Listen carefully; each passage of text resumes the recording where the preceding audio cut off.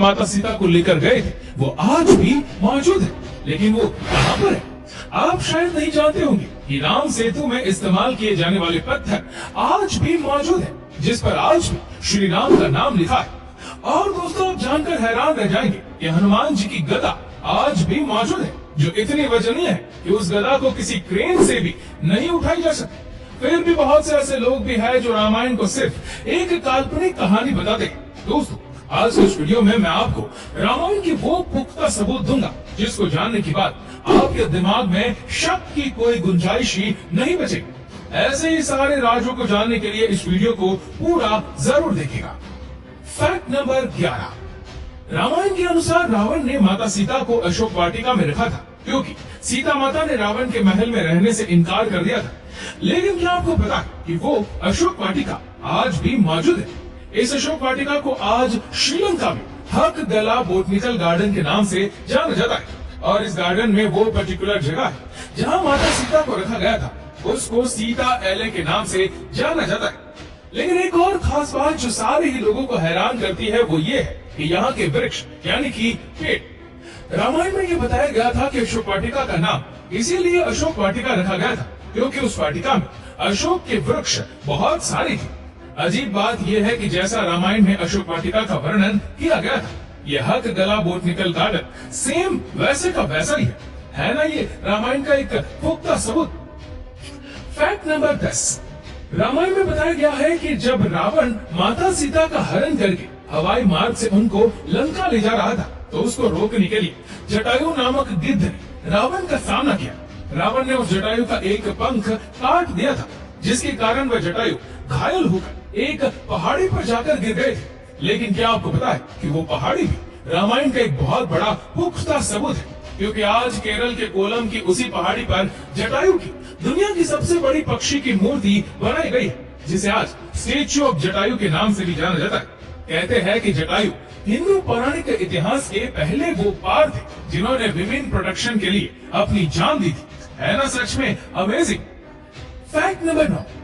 क्या आपको पता है कि श्रीलंका के सिम्हाला शहर में वीरांगन टोटा नाम की एक जगह है जिसका मतलब होता है विमान उतरने की जगह। श्रीलंकन गवर्नमेंट के मुताबिक यही वो जगह है जहां रावण ने सीता जी का अपहरण करने के बाद अपना पुष्पक विमान उतारा था। ऐसा माना जाता है कि रावण के पास 4 अत्याधुनिक हवाई अड्डे थे जिनको मैंने इस वीडियो में कवर किया है। आप इस वीडियो को पूरा देखने के बाद उस वीडियो को भी देख सकते हैं। Fact number 8। क्या आपको पता है कि श्रीलंका में नुवारा एरिया नाम की एक जगह भी है जहाँ पर माता सीता का मंदिर, साथ ही इस मंदिर के पास एक झरना भी बहता है। कहा जाता है कि माता सीता इसी झरने में स्नान भी किया करती थी। इस झरने के आसपास की चट्टानों पर हनुमान जी के पैरों के निशान भी मिलते हैं। यहाँ वो पर्वत भी है जहाँ पहली बार हनुमान जी ने अपना कदम रखा था। ये पर्वत लंकापुर और अशोक वाटिका के बीच स्थित है। हैरानी की बात यह है कि इस पर्वत पर भी ठीक वैसे ही पैरों के निशान मिलते जैसे उस झरने के पास चट्टानों पर मिले थे। Fact number 7। अब बात कर लेते हैं उस सबूत की जिसने न सिर्फ इंडिया और श्रीलंका के लोगों को ही चौंकाया बल्कि अमेरिका के साइंटिस्ट तक को हैरान करके रख दिया। जी हाँ दोस्तों, हम बात कर रहे हैं राम सेतु की, जिसको इंग्लिश में एडम्स ब्रिज के नाम से भी जाना जाता है। रामायण में ये बताया जाता है कि प्रभु श्री राम इंडिया से लंका एक पुल के माध्यम से गए थे, जिसे हम राम सेतु के नाम से भी जानते हैं। लेकिन क्या आपको पता है कि राम सेतु आज भी मौजूद है? पुरातत्व विभाग के प्रमाणों से ये पता चलता है कि भारत के तमिलनाडु के दक्षिणी पूर्वी तट के किनारे रामेश्वरम द्वीप तथा श्रीलंका के उत्तरी पश्चिमी तट पर मन्नार द्वीप के मध्य पानी के नीचे आज भी 21 किलोमीटर लंबा पुल मौजूद है, जिसे 15वीं शताब्दी तक पैदल चल के पार करने योग्य माना जाता था। लेकिन एक चक्रवात के कारण ये राम सेतु जगह जगह से खंडित हो चुका है। हैरानी की बात तो ये थी कि जब नासा के एक सैटेलाइट ने इस क्षेत्र की फोटोग्राफ खींची तो राम सेतु उस सैटेलाइट की इमेज में भी देखने को मिला। शायद आप ये नहीं जानते कि नासा भी ये स्वीकार कर चुका है कि इस क्षेत्र में वास्तव में एक सेतु था जो इस दुनिया का सबसे पहला पुल हो सकता है। अब इतने सारे कोइंसिडेंट होना थोड़ा तो मुश्किल लगता है, फिर भी राम सेतु के बारे में आपकी क्या राय है? आप कमेंट सेक्शन में कमेंट करके जरूर बताइएगा। Fact number 6। क्या आपको पता है कि राम सेतु में इस्तेमाल किए जाने वाले पत्थर आज भी मौजूद है?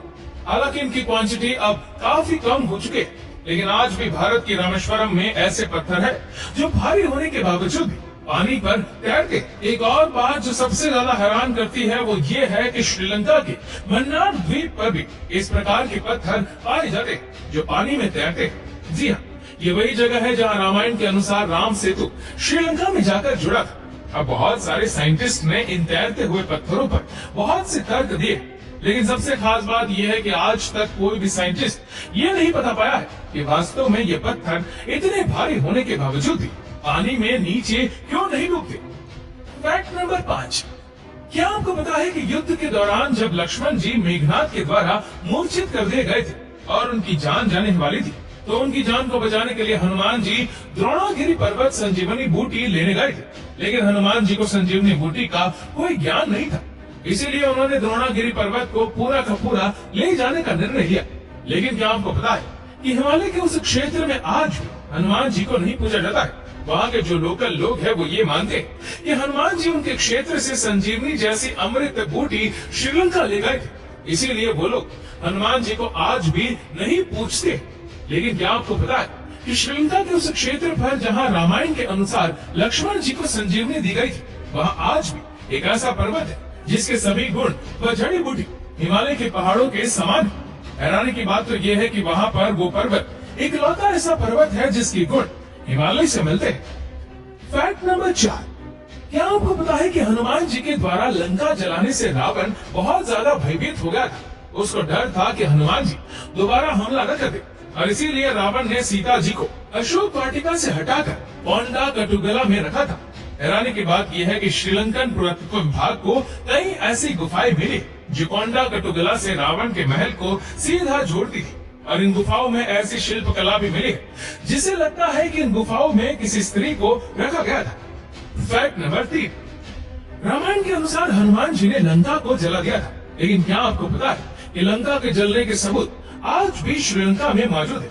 जी हाँ, रामायण के अनुसार जिस जगह पर लंका को जलाया गया था आज वहाँ की मिट्टी काली है, जबकि आसपास की अगर आप मिट्टी पर नजर डालेंगे तो वह अपने स्वाभाविक रंग की। फैक्ट नंबर 2, रावण शिव जी की आराधना किया करता था, लेकिन क्या आपको पता है कि रावण ने श्रीलंका में भी भगवान शिव के लिए एक मंदिर की स्थापना की थी जिसका नाम कौडेश्वरम मंदिर है। ये दुनिया का एकमात्र ऐसा मंदिर है जहाँ भगवान से ज्यादा उसके भक्त रावण की आकृति बनी हुई है। एक बात जो हमें हैरान करती है वो ये है कि भगवान शिव का श्रीलंका में मंदिर का होना और उस मंदिर में रावण की भी आकृतियों का होना, यानी एक बात साफ है कि भगवान शिव, रावण, श्री राम और माता सीता का आपस में कोई ना कोई कनेक्शन तो जरूर था जिसको जुटलाया नहीं जा सकता, और ये अपने आप में रामायण का एक बहुत बड़ा प्रूफ है। फैक्ट नंबर 1, क्या आपको पता है कि श्रीलंकन गवर्नमेंट को श्रीलंका में एक ऐसा महल मिला है जिसको रामायण काल का ही माना जाता है। इस महल से कई गुप्त रास्ते निकलते हैं जो उस महल को शहर के अलग अलग केंद्रों से जोड़ते हैं। हैरानी की बात तो ये है कि रिसर्च में ये बात बिल्कुल क्लियर हो चुके हैं कि ये रास्ते या फिर जिनको गुफाएं कहा जाए वो नेचुरल नहीं है, बल्कि इनको मानव के द्वारा निर्मित किया गया। अब अगर श्रीलंका के हिस्ट्री पर नजर डाली जाए तो ये एक बात यहाँ पर हम सभी को चौंकाती है। श्रीलंकन हिस्ट्री के अनुसार रावण शहर के अलग अलग हिस्सों में अचानक से ही प्रकट हो जाया करता था और क्षण भर में उन हिस्सों से वो गायब होकर अपने महल में पहुंच जाता था। श्रीलंकन गवर्नमेंट ये मानती है कि रावण इन्हीं गुप्त रास्तों का इस्तेमाल उस समय किया करता था। श्रीलंकन गवर्नमेंट तो ये भी मानती है कि इनमें से काफी गुफाएं तो साउथ अफ्रीका तक भी जाती है। तो दोस्तों, ये थे रामायण के वो पुख्ता सबूत जिनको जानने के बाद ये सिद्ध होता है कि रामायण कोई काल्पनिक कथा नहीं है,